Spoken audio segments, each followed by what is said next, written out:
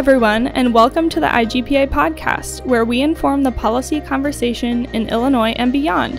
Today, we're honored to have Fred Wertheimer, a leading voice in democracy and governance reform. As founder and president of Democracy 21, he has spent decades advocating for campaign finance reform, government transparency, and fair elections. His expertise has earned him recognition as the Dean of Campaign Finance Reformers by the New York Times and a top strategist on ethics law by NPR. Mr. Wertheimer has led successful campaigns for major legislative reforms, shaping the fight against money in politics. With over 50 years of experience, he remains a key advocate for protecting democracy. And most notably, Fred is IGPA's most recent Paul H. Douglas Awardee, a designation given to individuals by the University of Illinois system with a background of distinguished public service and nonpartisan advocacy. Today, he'll share insights on the challenges facing our political system and the path forward. We're thrilled to have him. Let's dive in. So, Fred, you were president of Common Cause, a watchdog group based in Washington, D.C. from 1981 to 1995. What were the most pressing issues you addressed? Well, in 1981, the government changed. Ronald Reagan was elected. The Republicans took over the Senate. So our challenge on campaign finance was much different than it had been in the 70s. We worked hard on campaign finance from 1987 to 1994. We had it on the floor of the House and Senate almost every year. By then, the Democrats had controlled the House and the Senate, and they were the major supporters, although these bills were always bipartisan. We had bipartisan leaders and bipartisan support for the legislation. But we came very close in 1994 in passing comprehensive campaign finance legislation. We had passed bills in the House and the Senate in 1993, and one would have thought that the Democrats who controlled both houses would have been able to come up with a combined bill, but the House Democrats blocked the legislation, and we didn't get there. Now, we also worked on other issues during this time. We worked on stopping the MX missile from being a first strike weapon. We worked with conservative Democrats led by Sam Nunn in the Senate. Our opponents in the House were liberal Democrats, led by Les Aspin, and we won. We were able to limit and stop the MX missile from being a first strike weapon. We worked on tax reform, the 1986 tax reform effort led by Senator Bradley. So we kept busy. We had various issues to work on, but it was much harder in this period to work on government integrity issues than it had been in the 70s after the Watergate scandals. Absolutely. Thank you so much for sharing that important background in campaign finance reform. Having been described the Dean of Campaign Finance Reformers, what do you consider your most significant achievement in this area? Well, it was the post-Watergate reform bill that established presidential public financing.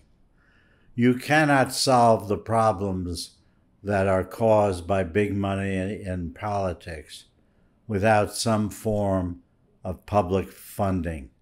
The presidential system was established in 1974. It worked extremely well. It worked for 6 presidential elections.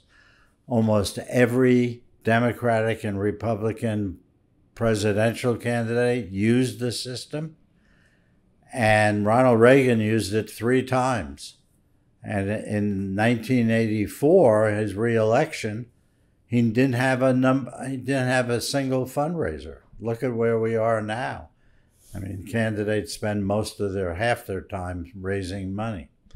So presidential public financing and contribution limits were the biggest success. We came close in 1974 to enacting congressional public financing. We came close in 1994. We almost had a version of it in 2022, but the fight goes on. John Gardner, the founder of Common Cause and a mentor of mine, always used to tell us that reform is not for the short-winded. He never did tell me, however, that it would be 54 years and counting for me in the reform battle. But the truth is, these are long-haul fights. They're critical and they're central to power in America, so they must be fought. Thank you for that. You mentioned that the fight continues on. What challenges in campaign finance reform persist today? Well, the Supreme Court has eviscerated the system. We probably have the most corrupt campaign finance system in the history of the country. Unlimited money, secret money were returned to the campaign finance system by the Citizens United decision. A later decision called the McCutcheon decision knocked out the aggregate limit on the total amount a candidate could give to candidates and political parties and political committees. Now, to understand the significance of that, declaring that unconstitutional, almost all of the money that Elon Musk gave in 2024 to support President Trump, and he gave $250 million. Almost all of that money would have been prohibited, but for the Supreme Court decision. So the challenge is, what do we do to overcome a really corrupt system? We must have a system of public financing so candidates are not trapped by this big money system and have an alternative way to finance their system, their elections. And we have to overcome all of this secret money sloshing around Washington. It's very dangerous. Absolutely. Thank you for highlighting the danger of money that is untracked in campaign finance. You touched on this a little bit, reflecting on Citizens United ruling, which you have critiqued, how do you assess its long-term effects on the U.S. electoral process? Well, its short-term and long-term effects are to ruin the political system. There is so much money sloshing around Washington, and it's influence money, and it buys influence. It has empowered multi-billionaires and multi-millionaires to play a predominant role in our elections and in the aftermath of legislation that comes with the elections. It's incredibly destructive. And until we get different decisions, and hopefully we will in future years or decades, we must have a different way for candidates to run for office. That requires small contributions and multiple matching funds, match those contributions at 6-to-1 or 7-to-1, and give candidates a way of not being dependent and obligated on influence money, which dominates our system today. It's a very dangerous political system we have created, we being the Supreme Court has created, and we've got to overcome it. Absolutely. I think we saw an alternative with Bernie Sanders where I think in 2016, he did he was very successful in raising, those smaller level contributions. And I think that was heartened by a lot of people. Yeah, that was very good. But you need a whole system for this. You need it for the House and the Senate. There are 470 races a year, every election year, for House and Senate. You need it for the presidency. The system is like we've never seen before, except in the Gilded Ages of the 1870s and 1880s. In those years, a senator was not known by his name. A senator was known as the Senator of Exxon, Senator of Standard Oil, Senator of U.S. Steel. They were owned and operated. Interesting. And we don't have those brands now, even though they may still apply, which is really interesting. Yeah. What motivated you to establish Democracy 21 in 1997, and how has its mission evolved over the years? Well, it was time for a change, time for the organization to change in its leadership, time for me to take a new path, although it was similar to the old path. John Gardner, the founder of Common Cause, wrote a fabulous little pamphlet called Self-Renewal. And he argued that organizations had to renew and individuals had to renew. Although when I called him to tell him I was going to be leaving, he said, well, you can renew within the Common Cause. But he was right. I loved being president of Common Cause, which I was for 14 years. I was there for 24 years. But when I was president, I had to do a lot of other things beside work on issues and lobby the Hill and draft legislation. Presidents of universities know how much time they have to spend raising money. I didn't have to spend time that way, but I had a lot of other responsibilities. And I wanted to get back to working full-time on the mission that Common Cause had and that I created for Democracy 21. We did the same issues. We worked on the same areas, but it was a small organization, small staff, and I could spend all my time working on campaign finance and voting rights and other democracy reforms. So that's why I left. Great. Thank you for explaining your reasoning to establish Democracy 21. Given your efforts in promoting government integrity and transparency, what recent developments give you hope, and where do you see the need for immediate reform?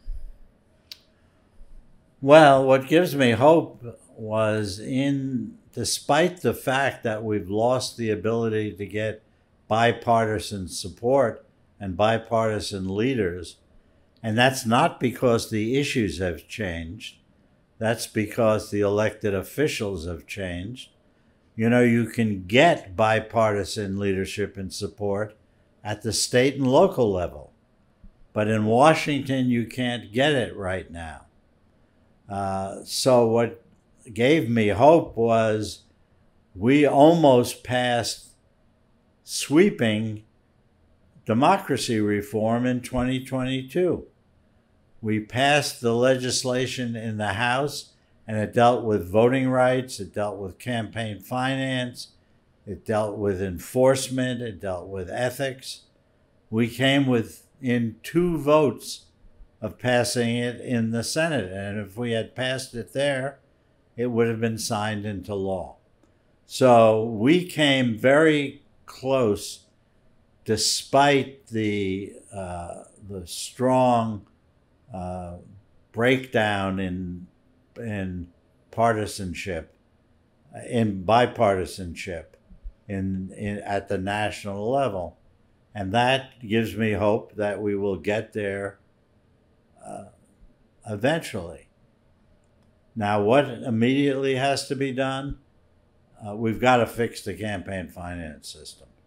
That's the most immediate need, because we have the most corrupt campaign finance system probably in history. It's doing enormous damage to the interests of the American people. The American people recognize that. Polls show that they want this system created. That's the most important thing we need to do. And we need to restore a sense that you can't capitalize on your government positions for personal wealth. That's a very big problem these days, both at the presidential level and in Congress.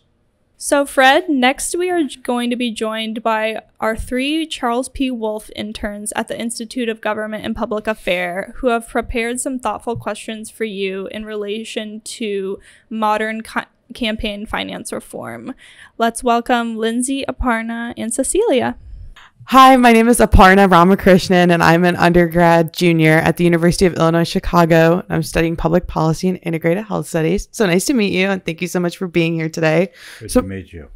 So my question for you is around Gen Z and how we value collaboration. And right now, a lot of young people are incredibly frustrated by the deep partisan divides in politics today. So given your experience specifically in nonpartisan advocacy, what strategies do you think young leaders can use to foster bipartisan solutions, especially when it comes to protecting democracy and ensuring fair elections? Well, interestingly enough, there is wide support for democracy reforms among the public. If you look at polling, Democrats, Republicans, and independents overwhelmingly support it. So what has to be done, we need citizen action, we need citizen protests, we need to hold candidates and office holders accountable. And what people can do is work with organized groups. There are a number of groups around. Get involved and press our elected officials to deal with these problems.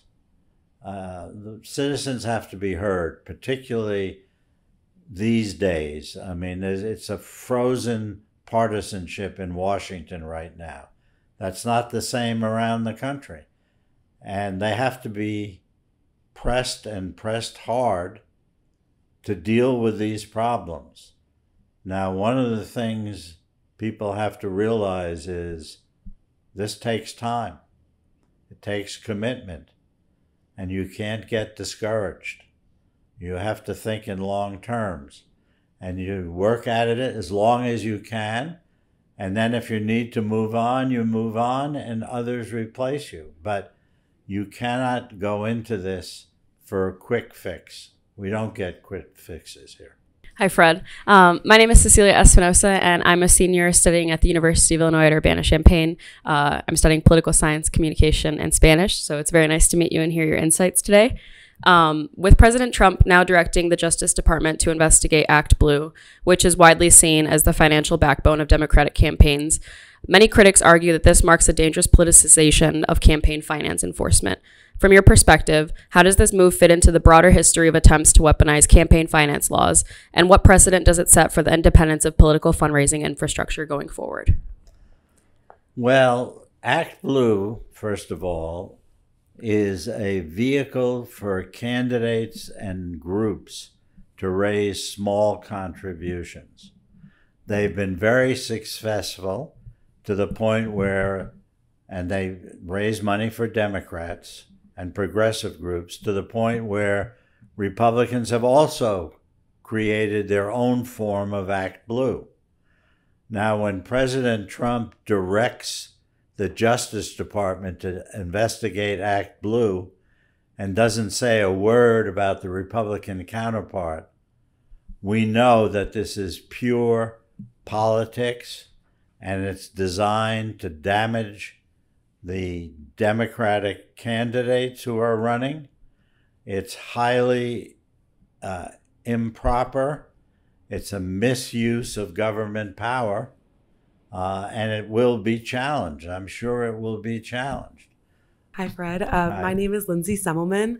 I am a recent December 2024 graduate of the University of Illinois. I got my bachelor's degree in political science and communications. So thank you again for taking the time to meet with us today. My question is, trust in institutions from Congress to the Supreme Court is declining. What can be done to rebuild public confidence in democratic institutions and ensure they remain accountable to the people? Well, that's a very hard one. This problem has been going on for decades. The Watergate scandals, the Vietnam War, the polarization in Congress, the attacks on government as a way of winning elections, they've all contributed to this. And we need to overcome it. And it will take time, lots of time. But what people can do is really press their politicians, their elected officials, demand that they deal with problems rather than attack everything. The president seems to want to attack everything and everyone that doesn't agree with him. That doesn't help our country. We need to hold our elected officials accountable in a very strong, tough way. Now, that's not easy.